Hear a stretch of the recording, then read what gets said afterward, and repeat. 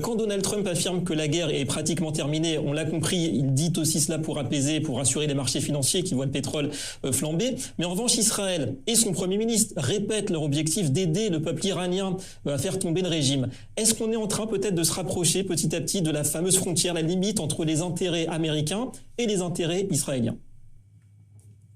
Je ne pense pas, parce que l'intérêt américain, comme cela a été déclaré à plusieurs reprises par le président Trump et par le secrétaire de la guerre Hegseth, eh bien, c'est de neutraliser complètement la machine de guerre iranienne, mais également, même si les Américains ne l'ont pas toujours dit de façon explicite, mettre fin au régime qui est derrière cette machine de guerre qui déstabilise le Proche-Orient depuis près de 5 décennies.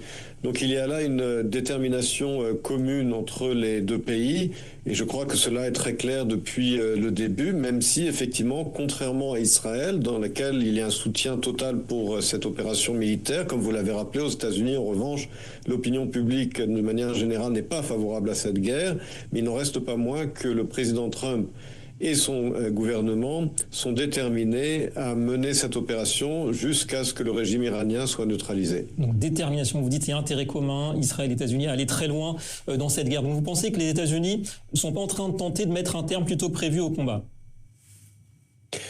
Je ne pense pas que les États-Unis cesseront le combat avant que la menace iranienne soit écartée.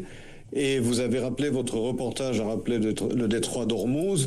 Il est clair que non seulement le président Trump veut empêcher dans le futur des menaces iraniennes sur le détroit d'Ormuz, mais je crois qu'il a un plan beaucoup plus large qui constitue également à retirer, je dirais, de la mainmise chinoise l'Iran, et finalement créer un nouveau Proche-Orient dans lequel la Chine n'aura plus l'influence qu'elle avait jusqu'à présent grâce au régime de la République islamique, et que cette opération militaire, par conséquent, s'inscrit dans un programme géopolitique plus large. Alors voilà, on comprend bien, l'enjeu, c'est aussi l'image des États-Unis en termes de puissance, en termes de dissuasion, de force de projection.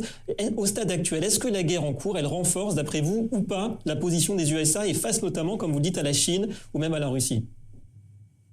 Tout dépendra de son résultat, tout dépendra de son issue. Est-ce que véritablement les États-Unis parviendront à mettre fin au régime de la République islamique et à rapprocher l'Iran du champ d'influence américaine au Proche-Orient?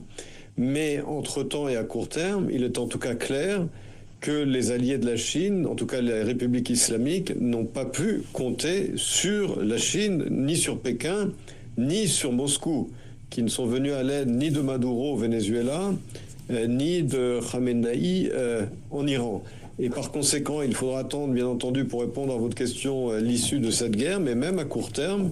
D'abord, il y a déjà des acquis militaires américains et israéliens très impressionnants, mais je disais même à court terme, eh bien, le fait est que Téhéran a été complètement abandonné, en tout cas militairement, tant par Pékin que par Moscou. Donc affaiblissement clair effectivement du régime iranien. D'ailleurs, au vu du nombre d'acteurs et des enjeux globaux qui sont vertigineux, on le rappelle, le pétrole, le gaz, l'économie mondiale, est-ce qu'on serait dans un conflit mondial qui ne dit pas tout à fait son nom déjà? Il y a une confrontation mondiale, mais il n'y a pas une guerre mondiale dans la mesure où ni la Chine ni la Russie ne s'aventureront dans ce conflit. La Russie d'abord est déjà embourbée en Ukraine et elle n'a pas la capacité de se mesurer à la force de frappe américaine au Proche-Orient. Quant à la Chine, elle évite à tout prix les confrontations militaires, elle est focalisée sur la construction de sa puissance économique et navale, se prépare à une éventuelle invasion de l'île de Taïwan et ne veut absolument pas à ce stade se confronter aux États-Unis militairement. Donc il n'y a pas de risque d'embrasement militaire global, mais il est clair que ce conflit s'inscrit dans une confrontation géopolitique globale dans laquelle il s'avère que les États-Unis reste la seule superpuissance, puisque c'est le seul pays qui a la capacité de déployer une telle force militaire à l'autre bout du monde et d'atteindre des objectifs militaires sans précédent. La définition d'ailleurs d'une superpuissance.